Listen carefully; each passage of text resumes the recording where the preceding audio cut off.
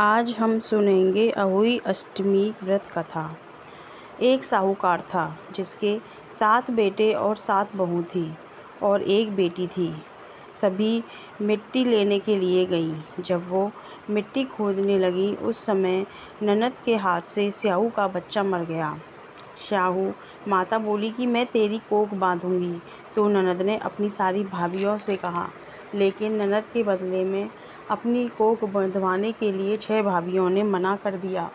पर उसकी छोटी भाभी ने सोचा कि अगर किसी ने कोख नहीं बंधवाई तो सासू जी नाराज़ हो जाएंगी।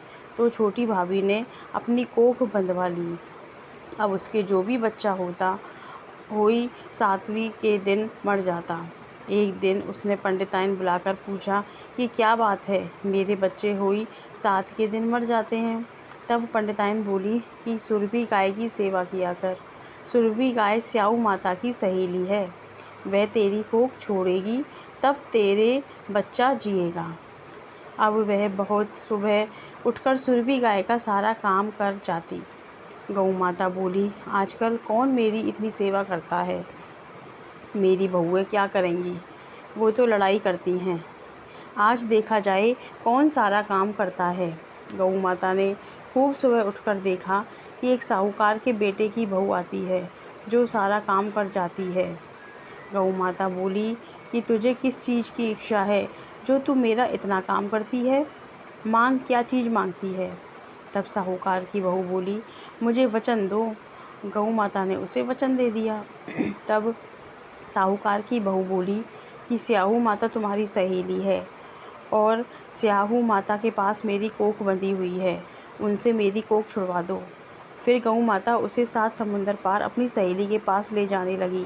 तो रास्ते में धूप थी, इसलिए वह एक पेड़ के नीचे बैठ गई।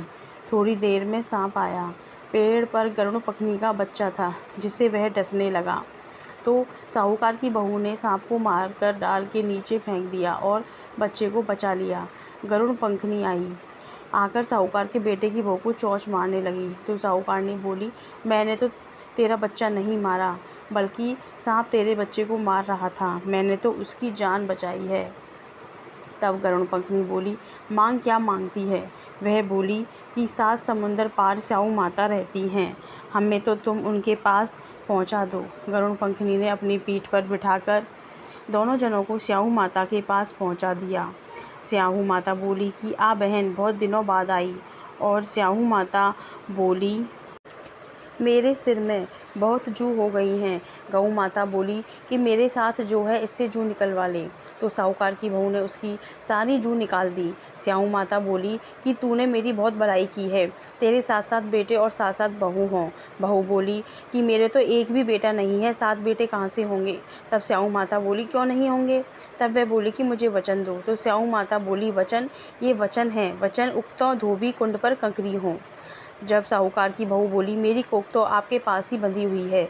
तब स्याहू माता ने कहा कि तूने तो मुझे बहुत ठगा, मैं तेरी कोख खोलती तो नहीं, लेकिन अब खोलनी पड़ेगी। जा, तेरे घर में तुझे 7 बेटे बहू मिलेंगे, तू 7 उजमन करियो, 7 होई माता मारियो, 7 कढ़ाई करियो। वह घर गई, देखा कि वहाँ 7 बेटे और बहू बैठे हुए हैं, बहुत धन हो रहा है। उसने 7 होई मारी, कोई दीवार पर, कोई मटके पर, कोई कहीं। 7 उजमन किए, 7 कढ़ाई करी। उधर सारी दौरानी जेठानी कहने लगी, जल्दी जल्दी चौका पूजा कर लो, नहीं तो सब कोई रोने लग जाएंगे। थोड़ी देर में उन्होंने अपने बेटे से कहा कि देख कर तो आ, आज वह रोई क्यों नहीं।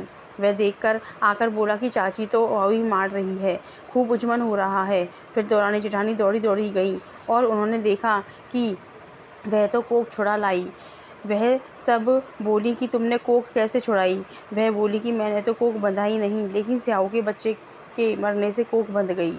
अब स्याहू माता ने मुझ पर दया करके मेरी कोख खोल दी। हे स्याहू माता, जैसे साहूकार की बहू की कोख खोली, ऐसे ही सबकी कोख खोलना, हमारी भी कोख खोलना। कहते कि सुनते की हुंकार, भरते की खोलना, अपने सारे परिवार की कोख खोलना। अहोई अष्टमी की बहुत बहुत शुभकामनाएं। धन्यवाद।